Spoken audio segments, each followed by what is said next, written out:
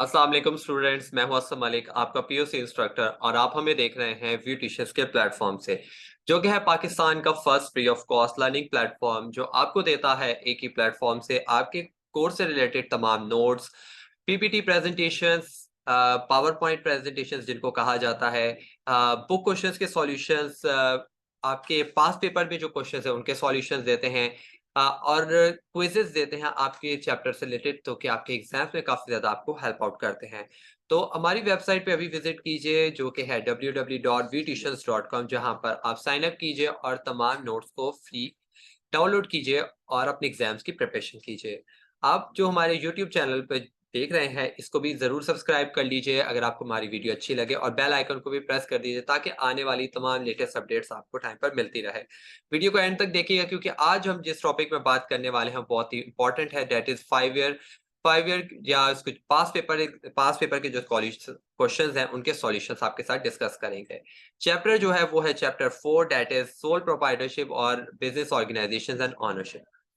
इसके अंदर जो टॉपिक मेन है वो सोल प्रोप्राइटरशिप है। तो ये टॉपिक बहुत ज़्यादा इंपॉर्टेंट है एग्जाम्स के लिहाज से। तो एग्जाम में जो क्वेश्चंस आएंगे वो किस तरीके से आएंगे और आपने किस तरीके से सॉल्व करना है, तमाम इस टॉपिक में हम उसको डिस्कस करेंगे। तो चलिए सबसे पहले आपके साथ वर्ड फाइल शेयर कर लेते हैं और आपको बताते हैं सवाल कौन से आएंगे और आपको सोल्यूशन किस तरीके से करने हैं। ठीक है जी, तो लेट्स स्टार्ट। ओके जी। तो एग्जाम में किस तरीके से सवाल आएँगे, शॉर्ट में भी आ सकते हैं, ये लॉन्ग में भी आ सकते हैं। लेकिन ये जो टॉपिक है, ये इतना लेंथी नहीं है, तो इसकी वजह से ये जो है, ये शॉर्ट्स के लिहाज से काफ़ी ज़्यादा इम्पोर्टेंट है। या इसको बोले कि शॉर्ट्स के लिहाज से मोस्ट इम्पोर्टेंट है। शॉर्ट में एक सवाल तो ज़रूर इसका लाज़मी 5 मार्क्स का आएगा। अब वो जो आएगा वो आपको मैं बता देता हूँ कि कौन से जिसके आने के ज़्यादा चांसेस है, वो है एडवांटेजेस। एडवांटेजेस आपने सोल प्रोप्राइटरशिप के और डिसएडवांटेजेस को अच्छे से पढ़ लेना है, क्योंकि और समझ लेना है, क्योंकि ये तो पक्का इस दफ़ा एग्ज़ाम में आने वाले हैं।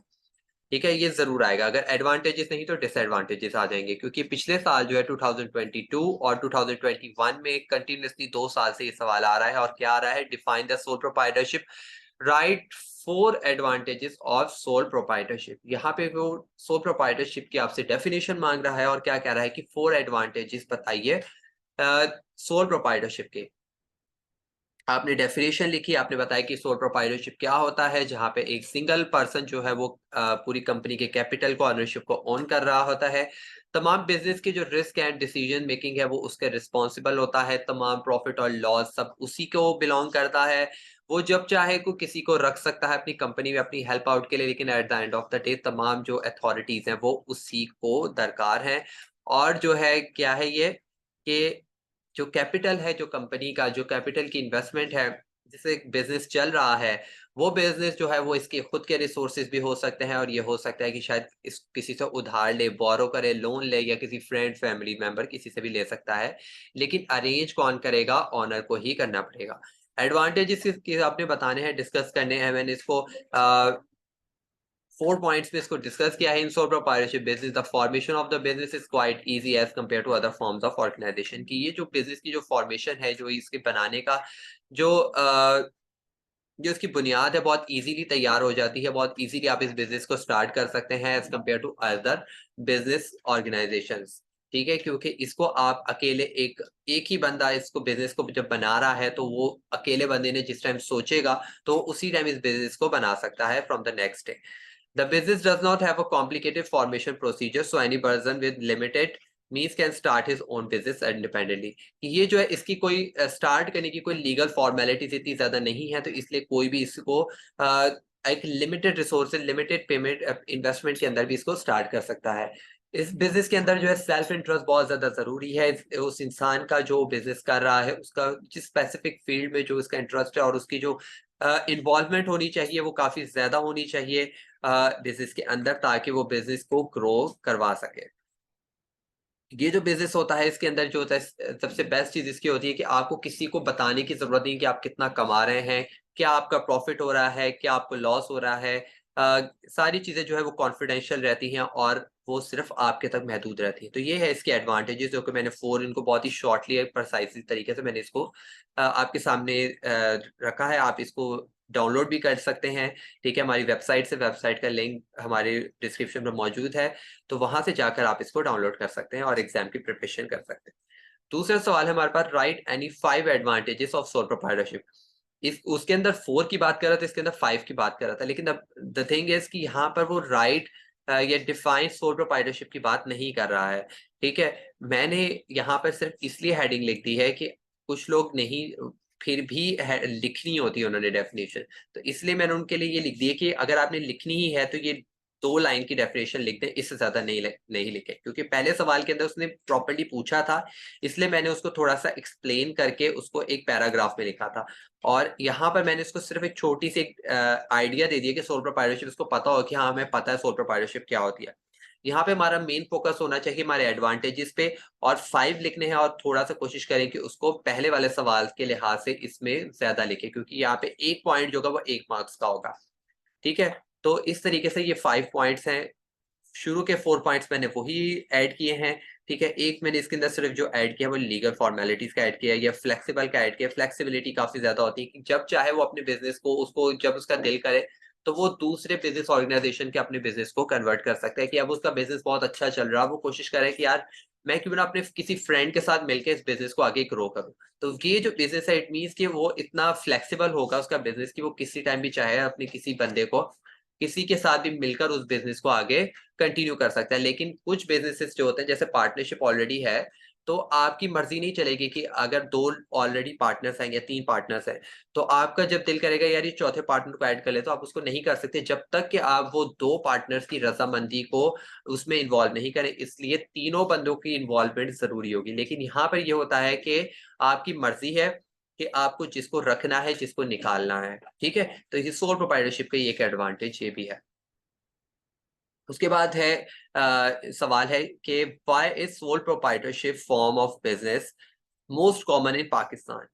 ये भी इसने, जैसे कि बुक में एक सवाल आया था कि oldest and simplest form of business sole proprietorship क्यों है, तो इस तरीके से ये, इस तरीके से भी एक आपको वर्ड दे दिया गया समझाने के लिए, कंफ्यूज करने के लिए पाकिस्तान का वर्ड यूज कर दिया है। जब सोल प्रोप्राइटरशिप पाकिस्तान में हो या इंटरनेशनली हो, उसकी जो क्वालिटीज होंगी, जो उसके एडवांटेजेस होंगे, सबकी सिमिलर ही होंगी। तो आपने कंफ्यूज नहीं होना है, जहां आप जगह जगह पे पाकिस्तान वर्ड यूज करके उनके सवाल की रिक्वायरमेंट को पूरा कर सकते हैं, लेकिन इसके लिए अलग से कोई सवाल का जवाब नहीं है। आप इन्हीं जो टॉपिक्स को आपने कवर किया है, इसी के अंदर इनका जवाब मौजूद है। देखिए मैंने किस तरीके से उसकी स्टार्टिंग की है, उसको आप देख लीजिए। कि सबसे पहले आपने ऊपर वाली बात है कि sole proprietorship form of business most common in Pakistan because the formation of the business is quite easy as compare to other forms of organisation. कि मैंने उसको बताया कि ये जो बिजनेस ऑर्गेनाइजेशन, इसकी जो फॉर्मेशन है वो क्वाइट इजी होती है। इजी होती है दूसरे फॉर्म ऑफ बिजनेसेस के साथ, क्योंकि दूसरे बिजनेसेस में काफी लीगल फॉर्मेलिटीज और प्रोसीजर्स होते हैं, और उनके एक प्रॉपर एक टाइम लेती है वो चीज स्टार्ट होने के लिए। लेकिन ये आप जो है किसी टाइम भी कल सोचा और आज इसको स्टार्ट कर सकते हैं आप बिजनेस को। ठीक है, तो ये आपका इस चीज का फायदा होगा सोल प्रोप्राइटरशिप का। तो इस तरीके से आपने आगे समझाते हुए बताना है कि this business does not have a complicated formation procedure, जैसे मैंने आपको बताया। All the profit of the business belongs to the sole proprietor, कि जो भी सारा बिजनेस होता है वो उसी बंदे को जाता है। ठीक है, और क्या है कि जो हमारे लोग हैं, यहाँ के लोग हैं, वो इतने वेल ऑफ नहीं हैं। ठीक है, और बहुत कम लोग होते हैं कि जो बिजनेस का जिनको बैकग्राउंड पता हो या उनको ग्रोथ करना हो। हमारे जो लोग हैं वो छोटे छोटे बिजनेसेस में ज्यादा इन्वॉल्व है। ठीक है, और वो बहुत ज्यादा बड़े बिजनेसेस इन्वॉल्व नहीं है। तो इसकी वजह से हमारे पाकिस्तान में सोल प्रोप्राइटर्स बहुत ज्यादा हैं। छोटे छोटे आपने देखा होगा, छोटे छोटे ऑफिस बने हुए हैं, छोटी छोटी कंपनीज हैं, छोटे छोटे होटल, शॉपकीपर्स, ये सारे बहुत ही एक लार्ज स्केल पे मौजूद हैं। ठीक है, बहुत कम बड़ी बड़ी कंपनीज हैं हमारे मुल्क में as compare to other countries की बात करूं। क्योंकि यहाँ पे पाकिस्तान की बात कर रहा, तो इसके पाकिस्तान का आपको मैं बता रहा हूँ कि पाकिस्तान में इसलिए सोल प्रोप्राइटरशिप इसलिए ज्यादा कॉमन है कि हमारे लिए वो थोड़ा सा इजी हो जाता है। हमारे पास जो रिसोर्सेज है बहुत बहुत लिमिटेड है हमारे अवाम के पास। तो इसलिए वो कोशिश करते हैं और कि हम लोग जो है सोल प्रोप्राइटरशिप से अपने अपने खुद के बिजनेस से स्टार्ट करें।